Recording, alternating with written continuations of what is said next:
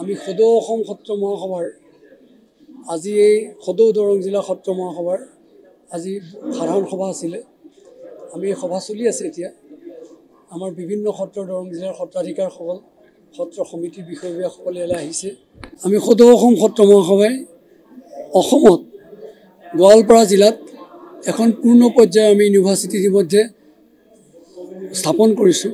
আপোনালোকে জানিছে কাম কাজ চলি আছে। আমাৰ নাম আমাৰ আই কনকলতা বিশ্ববিদ্যালয়, এখন পূৰ্ণ পৰ্যায়ৰ বিশ্ববিদ্যালয়, সকলো বিভাগ থাকিব তাত আমি আশা কৰিছোঁ যে অহা বছৰ মানে 25 চনৰ ডিচেম্বৰ মাহত হ'লেও 25 চনৰ শেষৰ ভাগত হ'লেও আমি তাত শ্ৰেণীসমূহ আৰু গৱেষণা পাঠ্যক্ৰম আমি আৰম্ভ কৰিব পাৰিম, আমি আশা কৰিছোঁ।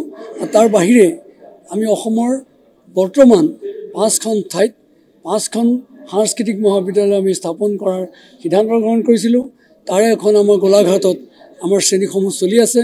গোলাঘাট সাংস্কৃতিক মহাবিদ্যালয়, সদৌ অসম সত্ৰ মহাসভা। আৰু আজি দ্বিতীয়খন মহাবিদ্যালয়ৰ স্থাপনৰ আজি এই সভাতে আমি সদৌ অসম সত্ৰ মহাসভাই লোৱা সিদ্ধান্তটো সদৌ দৰং জিলা সত্ৰ মহাসভাৰ বিষয়ববীয়াসকলে ইয়াত গ্ৰহণ কৰিছে।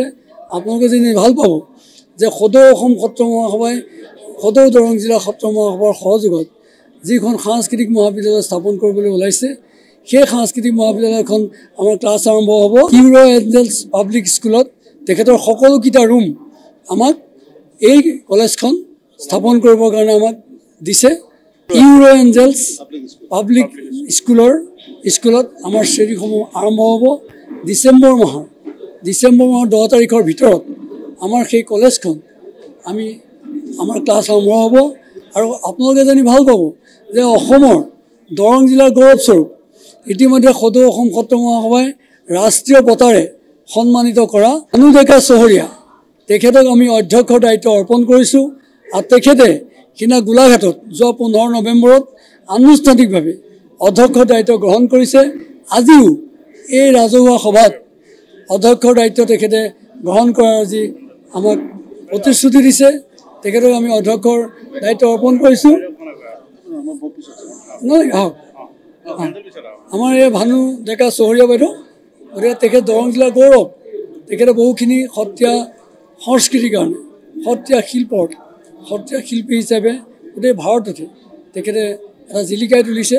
আমি সেইকাৰণে তেখেতক যোৱাটো 15 নৱেম্বৰত গোলাঘাট জিলাত সদৌ গোলাঘাট জিলা সত্ৰ মহাসভাৰ সহযোগত সদৌ অসম সত্ৰ মহাসভাই অনুষ্ঠিত কৰা সত্ৰীয়া সংস্কৃতি দিৱসত তেখেতক আমি ৰাষ্ট্ৰীয় বঁটা প্ৰদান কৰিছোঁ, ৰাষ্ট্ৰীয় সত্ৰীয়া শিল্পী বঁটা। অহা 10-11 জানুৱাৰীত আমাৰ উৰিষ্যাৰ ভুৱনেশ্বৰত আমাৰ আন্তঃৰাষ্ট্ৰীয় আলোচনা চক্ৰ হ'ব। আৰু মুম্বাইত অহা মাৰ্চ মাহৰ 29-30 মাৰ্চত মুম্বাইত হ'ব। আৰু আপোনালোকক জানিবলৈ গৌৰৱেৰে জনাইছোঁ যে অহা মে' মাহৰ শেষত আমি আমেৰিকাত আমাৰ গুৰুজনাৰ সৃষ্টিকৰ্মৰ আদৰ্শক বিশ্ব দৰবাৰলৈ লৈ যোৱাৰ কাৰণে সত্ৰীয়া কলা সংস্কৃতিক বিশ্ব দৰবাৰলৈ লৈ যোৱাৰ পদক্ষেপ হিচাপে সামগ্ৰিকভাৱে অসমীয়া সংস্কৃতিক আমি বিশ্ব দৰবাৰত জিলিকাই তোলাৰ পদক্ষেপ হিচাপে আমি আমেৰিকা যুক্তৰাষ্ট্ৰত আমি সেই আন্তঃৰাষ্ট্ৰীয় আলোচনা চক্ৰ অনুষ্ঠিত কৰিবলৈ গৈ আছোঁ। শংকৰদেৱ, মাধৱদেৱ, দামোদৰদেৱ, হৰিদেৱ পৰৱৰ্তী গুৰুসকলৰ সৃষ্টি আদৰ্শ কৰ্মৰাজিক আৰু সত্ৰীয়া কলা সংস্কৃতিক আমি কথাৰে নহয় কামেৰে বিশ্ব দৰবাৰত প্ৰতিষ্ঠা কৰিবলৈ আমি প্ৰচেষ্টা কৰিছোঁ। আমি জানো যে মহাপুৰুষ শ্ৰীমন্ত শংকৰদেৱে অসমৰ গাঁৱে গাঁৱে নামঘৰ আৰু বিভিন্ন ঠাইত সত্ৰ প্ৰতিষ্ঠা কৰি থৈ গৈছে।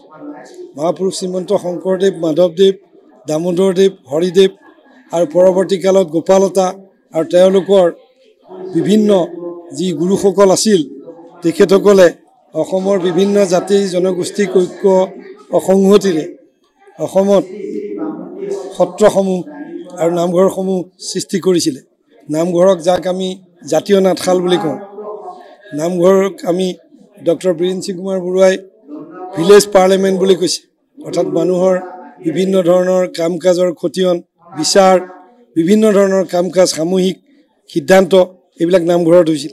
কিন্তু আমি দেখিলোঁ যে অসম সত্ৰ মহাসভাই যি ধৰণে এই প্ৰচেষ্টাটো আগবঢ়াই নিব লাগিছিল, বিগত কিছুদিন ধৰি নোৱাৰাত আমি সদৌ অসম সত্ৰ মহাসভা নামেৰে গঠন কৰি আমি ডক্টৰ সুনীল গোস্বামী তেখেতক নগাঁও কলেজৰ তেখেত সংস্কৃত বিভাগৰ মুৰব্বী অধ্যাপক প্ৰান্তিক গোস্বামী, এগৰাকী তেওঁ সাংবাদিক, এগৰাকী তেওঁ সাহিত্যিক, এগৰাকী তেওঁ সমালোচক, সমাজ সংগঠক, তেওঁ সম্পাদকৰ দায়িত্ব লৈ আৰু এই আৱাজনে উপসভাপতি আৰু লগতে শোণিতপুৰ জিলাৰ উপসভাপতিৰ দায়িত্ব লৈ এই কামত আগবাঢ়িছোঁ।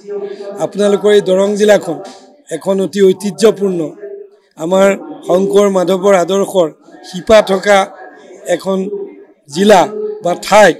ইয়াতে খতৰা সত্ৰ আছে, ইয়াতে দেৱনাৰায়ণ সত্ৰ আছে, ইয়াতে গোবিন্দ মিশ্ৰ সত্ৰ আছে, অন্যান্য মুৰাৰী সত্ৰ আছে, বিভিন্ন ধৰণৰ সত্ৰ আছে। প্ৰায় সৰু বৰ 100ৰ অধিক সত্ৰ আমাৰ যিখন দৰং জিলা আৰু ওদালগুৰি জিলা ইয়াত সিঁচৰিত হৈ আছে।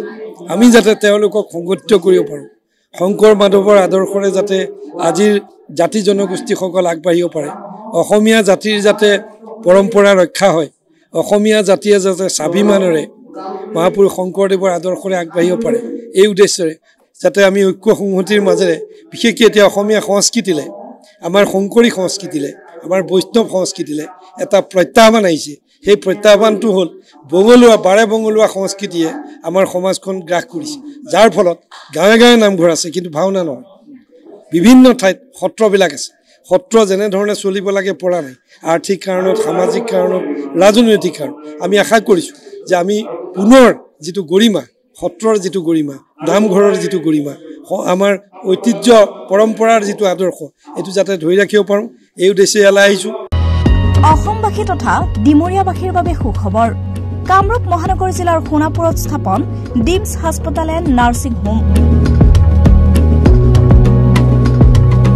উপলব্ধ বিভাগসমূহ: general medicine, gynaecology, general and laparoscopic surgery, orthopaedic surgery, paediatrics and neonatology, palliative medicine, pain clinic, dermatology, ENT, urology. দুৰ্ঘটনা আৰু জৰুৰীকালীন সেৱাৰ বাবে 24 ঘণ্টাই উপলব্ধ ডিমছ হাস্পতাল এণ্ড নাৰ্ছিং হোম। অত্যাধুনিক সা সুবিধাৰে পৰিপূৰ্ণ ডিমছ হাস্পতাল এণ্ড নাৰ্ছিং হোমত উপলব্ধ digital x-ray, 24 hours pathology, ECG, PAC clinic, 24 hours RMO doctors. ঠিকনা: বৰঘাট, সোণাপুৰ, কামৰূপ মহানগৰ জিলা। যোগাযোগৰ নম্বৰ 8009040080।